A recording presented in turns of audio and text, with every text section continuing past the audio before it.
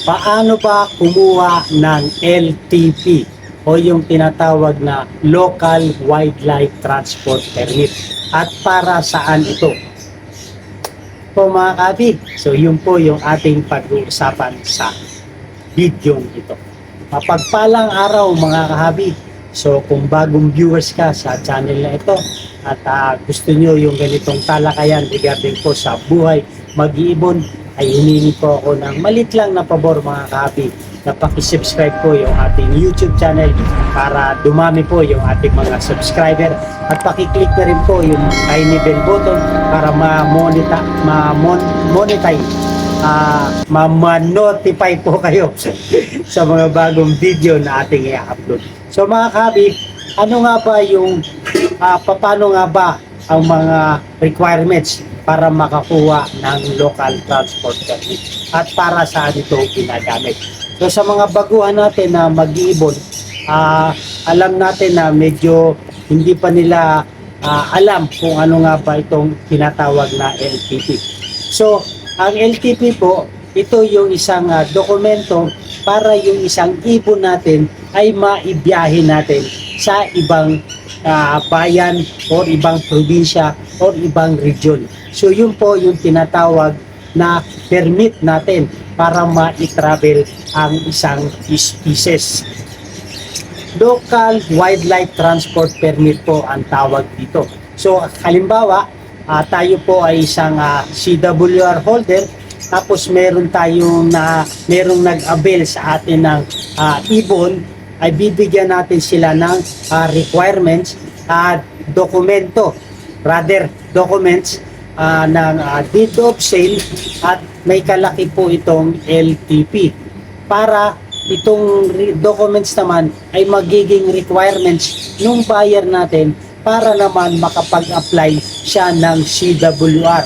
Ito namang CWR ay isang permit para sa pagpahintulot sa pag-aalaga at pagpaparami ng na-avail niyang mga species. So yun po ang purpose ng LTP. So ano naman po yung requirements natin? At sino po ang magpo-provide ng LTP? Pwede po ang magpo-provide nito kahabi ay ang Certificate of Wildlife Registration o tsaka yung Wildlife Farm Permit. Kung saan po nag-avail ang buyer ay si breeder po or si seller ang magpo-provide ng LTP or Local Wildlife Transport Permit. So bago tayo makakuha ng Wildlife Transport Permit, sa DNR pala ito kahabi makukuha, hindi po sa breeder. Hindi po si breeder ang magpo-provide nito. Ang maglalakad lang ang breeder at si seller at ito po ay i-apply sa DNR. So yung mga requirements po for Local Wildlife Transport Permit, unang-una po yung letter request. I-address po natin ito sa OIC ng DNR na ating nasasakupan, sa Penro or sa Senro. Or kung nasa NCR naman po kayo, i-address natin sa DNR NCR. So yun po, magagawa tayo ng request letter. I-address natin sa OIC ng DNR nating nasasakupan. Dahil bawat region po ay bawat DNR, bawat Penro or Senro ay may kanya-kanya pong itinalagang OIC. So doon po natin i-address. So alamin po natin bawat region kung sino po yung officer in charge sa DNR na ating nasasakupan. So yung pangalawa pong requirements ay yung inspection, verification of wildlife by the Senro nearest to the place of collection. So yung ating papagawa ng LTP na species ay kailangan po pong ipa-inspect natin.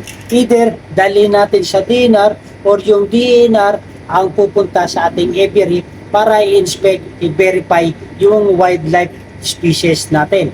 So depende na po sa inspection team kung ano pong setup ang gagawin ng natin or ng DNR kung sila ang pupunta o yung ibon ang dadali natin sa Senro or sa Penro. So depende na po sa pag-uusap ng bawat panig. So yung pangalawa po ay yung pangatlong documents natin, yung document supporting the legal possession or for acquisition of wildlife, CWR or WFP. So yung kung tayo ay yung breeder at nakagawa na tayo ng deed of sale or deed of donation, kailangan ito po yung acquisition ng wildlife. Tapos ipapanotaryo po natin ito at dadalhin din po natin yung ating certificate of wildlife registration papers, documents or wildlife park permit para maipakita po natin sa DENR. So yun po yung pangatlong requirements, yung mga dokumento na katunayan na yung ibon na to ay na-acquire ng isang buyer. So ito minsan yung nagiging issue kahabi, yung pangatlong requirements para makakuha ng LTP, ito yung veterinary quarantine certificate. So medyo iba rito, nagkaka-issue dahil ang sabi ng ibang DNR, pag same municipality kayo ay hindi na kinakailangan ng LTP. Sabi naman ng ibang region or ibang DNR na lahat ay bawat pag ita-travel ang ibon ay kinakailangan ng LTP. So mas mainam makipag-coordinate tayo sa DNR na ating nasasakupan. So ako po ay humingi ng requirements for local wildlife transport permit sa ating Senro Ginubatan at ito po yung binigay sa atin. So kinakailangan pa ng veterinary quarantine certificate from the concerned Department of Agriculture Office. At ito po yung Bureau of Animal Industry o yung BEI. So yun po ang kailangan nating isang panibagong requirements sa pagkuha ng LTP. Before, hindi na kailangan na veterinary quarantine. Nung ako po ay nag-avail ng species, ay hindi ko naranasan na mabigyan ng veterinary certificate. Ang requirements lang ay ang documents na aking nakuha sa buyer na aking pinagbilhan 2 years ago, ay yung Indian ringneck, si Tacula Cremery, ay yung deed of sale po at LTP lang po yung ating nakuha doon sa breeder na ating napagbilhan o napag-acquire ng ibon. Yun naman po yung requirements na ibinigay ko sa DNR. At yung photocopy ng CWR at yung mga ID ng breeder at ng buyer. So yun naman po ang ating naibigay at hindi naman tayo hinanapan ng veterinary certificate. Pero sa ngayon po ay naghihigpit na ang DNR at kinakailangan na po ng veterinary quarantine certificate mula sa veterinary clinic na accredited or yung nag-i-issue ng certificate ng isang species. So, pang-lima po, yung payment fee na 100 pesos. So, minimal naman po, 100 pesos lamang po ang pagbabayad sa local wildlife transport permit. So, sa veterinary certificate, kahati muli, ang i-check ng veterinarian ay ang Newcastle disease, ito yung ND, at negative result for avian influenza. So yun po ang titingnan sa ating species para ma-verify na healthy po yung species or yung ibon na ating ita-travel. So yun po ang kailangan natin para makakuha ng local wildlife transport permit para ma-travel natin yung species at makarating po doon sa nag-acquire sa atin ng ibon. So kalakip po yan yung photocopy ng ating CWR at ID po natin, yung government ID at yung deed of sale. Yung deed of sale po at LTP ay original ay mapupunta po sa buyer. So yun po mga kahabi, hope meron tayong mga natutunan kung paano po kumuha ng local wildlife transport permit at saan po ito ginagamit. So maraming po salamat. At ganoon din po, sagutin natin yung mga kahabi natin, mga nagtanong regarding po sa buhay mag-ibon. So tanong ng kahabi natin na si Just for Just, may alaga po ako na 2 handfeed kakatil. Nabili ko po online. May kaso po ba ako daolin? So shoutout po sa iyo Just for Just. So pagbili nyo ng kahabi ng 2 kakatil na handfeed through online, ay wala naman po kayong kaso. Kasi nag-abi lang naman kayo. Ang magkakaroon po tayo ng kaso nito kahabi pag mayroong nag-complain at pag mayroon nag-inform sa atin na tayo po ay nagpo-possess ng illegal species. So yun po ang nagiging kaso. Pero sa pagbili nyo, wala po kayong kaso. Ang nakaligtaan nyo lang po, hindi tayo nakabili doon sa legal source para sana legal yung ating pag-aalaga. Ang mahirap lang dito kahabi, pag na-tsempuhan tayo ng maritime, ika nga kasi sila man yung in charge dito, ay yung sa RA 9147, Section 27, Paragraph F. Ang sabi doon, yung possession of illegal species. So yun po ang pwedeng maisampang kaso sa atin. So sa ngayon, wala tayong kaso kasi wala naman nagko-complain. Sabi nga, kung walang nag-complain, walang kakasuhan. Bakit naman tayo kakasuhan kung wala naman magko-complain? So yun lang po yung ating ma-advise sa inyo, just for just. So sana po, nung nag-avail kayo ng handfeed na kakatil ay doon na po sa legal source para meron na po tayong documents na panghawakan. Hindi man natin may apply agad sa DNAT, at least meron po tayong supporting documents. So hope meron nga tayong natutunan kahabi, just for just. At ganoon din po si kahabi Ryan J. Aquino. Puro ka pananakot, kayo lang kumikita, pera-pera lang yan. So shoutout po Ryan J. Aquino. So yung mga ina-advise ko, kahabi ay hindi po ito pananakot.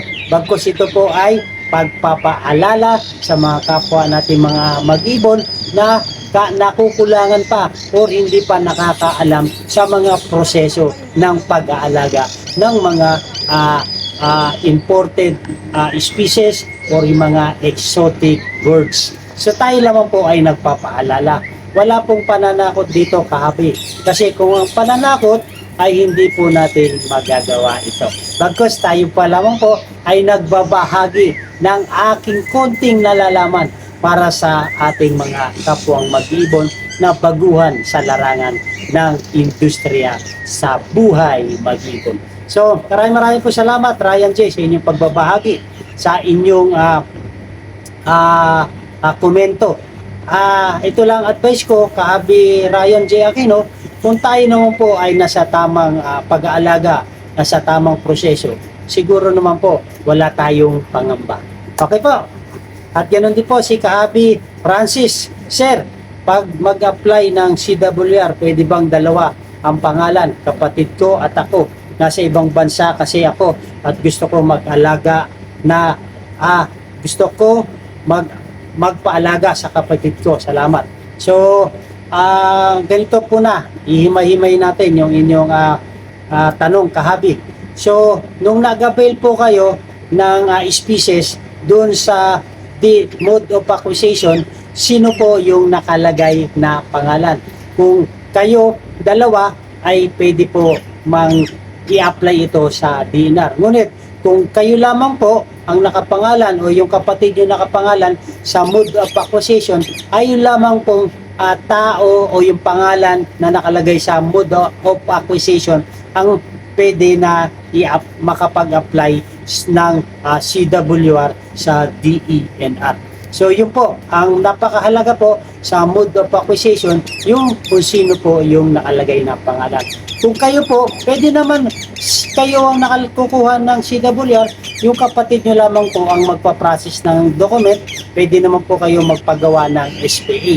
Tapos, yung kapatid nyo, siya lang ang mangangalaga sa inyong mga ibon. So, yun po ang may advice ko. So, pwede natin isang guna ito sa DNR, kung pwede nga po dalawa. Ang alam ko sa mga corporate yan, sa mga wildlife farm permit, corporation sa pangalan ng isang bird farm, ika nga. Pero kung ang alamin natin, kahabi, Francis, yung nakalagay na pangalan doon sa mode of acquisition, doon sa official receipt, or sa sales invoice, or doon sa deed of sale, kung sino po yung nakapangalan.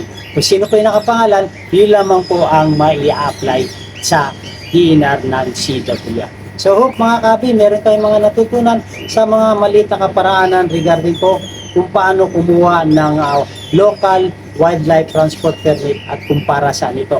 At ganoon din po sa mga sagot natin sa mga maliliit na kapamaraanan doon sa mga katanungan ng ating kahabi. Nais ko rin po i-shoutout ang ating mga kahabi sa patuloy na sumusuporta sa mga silent viewers dyan. Shoutout po sa inyong lahat. At sa shoutout din po si Tara Ali, Kenneth Porras, Charles Vasquez, Prieto Diaz, Victor Aguila, shoutout po sa inyo. Si Ryan J. Aquino, Alberto Ramos, Jerome Ramos, Ariel Lantos, shoutout po sa inyo. Aurora Zamboanga, Juan Arwin Gilas, Roy Makisig, TLD, Remedio Kahukom, Kenneth Porras, Kian Gaming, at last but not the least, Joel Gara.